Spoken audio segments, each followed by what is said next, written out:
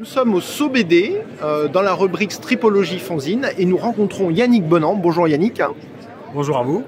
Merci de nous accueillir pour nous promouvoir notre modeste revue. Alors justement, on va revenir sur l'historique de la revue Tonnerre de Bulle, parce que vous êtes le président fondateur de l'association des petits sapristins. Voilà, qui a été créée il y a 20 ans. Il y a 20 ans. Et dans ce cadre-là, vous avez créé combien de revues? Parce qu'il y en a plusieurs, je crois. La création des petits sapristins est née du fait que je chroniquais en tant que rédacteur dans la revue Sapristi. Et quand Sapristi a cessé, j'ai créé cette association dans le but de continuer l'aventure qui avait été créée dans Sapristi, et dans le but de promouvoir le travail d'auteur, de rencontrer les auteurs, de les interviewer et de publier leurs travaux. Alors, vraiment, ce qui définit Tonnerre de Bulle maintenant, c'est des entretiens fleuves, et à chaque numéro, il y a deux auteurs qui sont interviewés. Voilà. Comment vous travaillez alors? 2 à 4 auteurs. 2 à 4 auteurs. En fonction des rencontres, en fonction des publications, et puis, comment dirais-je, cette complicité que les auteurs nous proposent, dans la mesure où toutes nos interviews sont faites en particulier chez les auteurs. Alors vous avez une équipe de bénévoles, de journalistes bénévoles, comment vous travaillez? Il n'y a pas de journalistes, il n'y a pas de professionnels.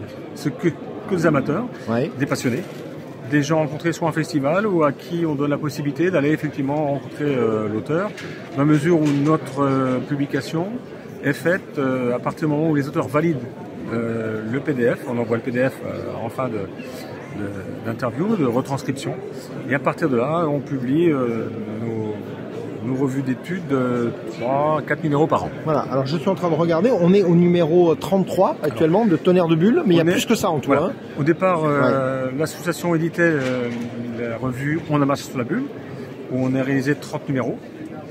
Et pour des raisons éditoriales et de changement de maquette et de temps pour les personnes qui contribuaient, on a créé une nouvelle équipe de personnes qui souhaitaient s'investir à nos côtés.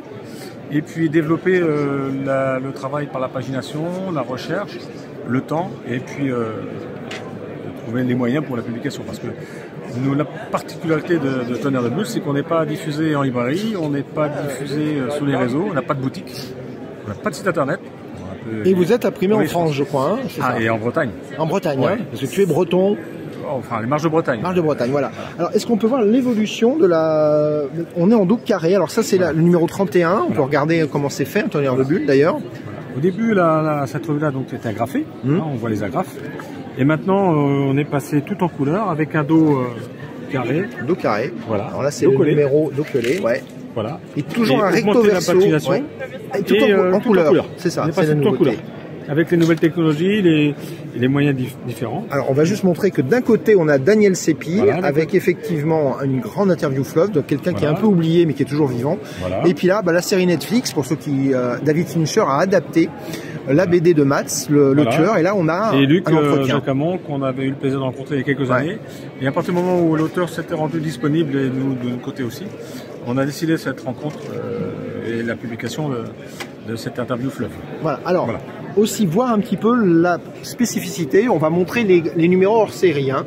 Voilà. Donc on a Enki Bilal, Tardy, Pèlerin, Margerin, Lepage, et alors et Mézières quand même, qui est la nouveauté. Donc tout chaud. Ça sort des bacs de l'imprimerie. C'est arrivé à Paris au SOB vendredi. Donc on est tout content de promouvoir ce travail qui fait 136 pages. Et on est très fiers avec les remerciements des auteurs qui ont contribué aux commentaires. Et des dessins inédits de Solé, de Bilal, il y a des commentaires d'auteurs qui ont travaillé ou rencontré Jean-Claude et que Jean-Claude a marqué par son empreinte. Voilà. Donc là, on a des beaux hommages à tous les grands noms. Je me rappelle un numéro sur Giraud, un numéro sur Franquin, qui sont toujours disponibles. Marcel Gottlieb, non, c'est épuisé. Marcel Gottlieb, Mandrika, des auteurs qui nous ont quittés. Ouais. Et donc cette génération-là qu'on a rencontrée, souhaité rencontrer il y a quelques années. Ouais. Et puis place maintenant à la nouvelle génération, aux nouvelles publications, aux nouveaux projets. Alors en projet, vous avez une collection, l'atelier, c'est quoi cette c'est un partenariat avec un site qui s'appelle Rêve de Bulle. Rêve de Bulle, ouais. J'ai voulu ce partenariat parce que Rêve de Bulle, pour moi, travaille dans l'œuvre du travail d'auteur aussi, et 40% est reversé à l'association Orphelins du Monde. Et je trouvais fabuleux, nous n'ayant pas de site, que cette visibilité soit plus présente sur ce site Rêve de Bulle. Donc c'est un partenaire, un bon partenaire. Et, alors c'est quoi? C'est des éditions augmentées, par exemple là c'est un Black Sad, voilà, Amarillo. On parle de l'atelier de l'auteur, avec des auteurs comme Guarnido, autrement il y a eu Gazotti, il y a eu comment dirais-je, ses frères Stalner, on a eu aussi des parutions avec... Voilà, donc on voit les dessins, les crayonnés, c'est ça, hein, et les très beaux noirs et blancs. Voilà, donc c'est des beaux livres de collection avec un ex libris, hein, en général, en première page. Là c'est... Voilà. 175 exemplaires. Et là, c'est l'atelier, la croix de Cazenac, Boiserie, Stalner et Sirop. Voilà, bah, c'est très chouette. Ça se trouve que sur vos stands. Voilà. Donc l'atelier, les ateliers, enfin Rêve de Bulle nous accompagne, ou on accompagne Rêve de Bulle en festival. Voilà, donc ça c'est... Voilà. Pour ceux qui veulent vous trouver, donc il n'y a pas de site internet, c'est assez étonnant, pas de réseaux sociaux. Voilà. Donc il faut se déplacer en festival pour s'abonner. C'est ça l'idée. Alors, les principaux festivals dans lesquels on vous trouve... Alors les festivals où on est présent, c'est Angoulême, l'espace alternatif. Oui. Le festival de Blois. Notre festival local qui est Saint-Malo, qui a des bulles. Et qu'on apprécie, on y participe depuis plus de 30 ans maintenant. Donc super festival avec tout ce qui emporte, le travail des expositions et puis la fréquentation.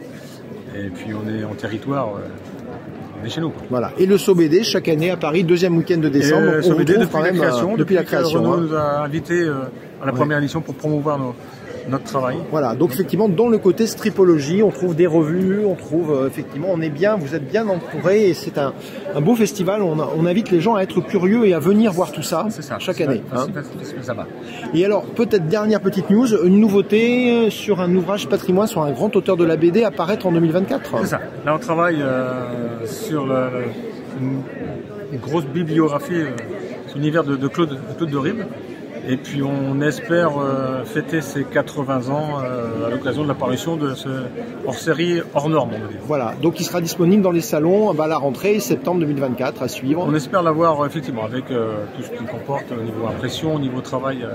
Mais bon, là on est dans la recherche, on essaye d'avoir les documents les plus fournis pour avoir un travail le plus complémentaire sur l'univers de Claude. Voilà, et bien Yannick, merci beaucoup. On invite nos auditeurs à vous retrouver à Angoulême avec un numéro spécial. On finit sur la belle image de Bilal pour hommage à Jean-Claude Mézières et avec un numéro spécial.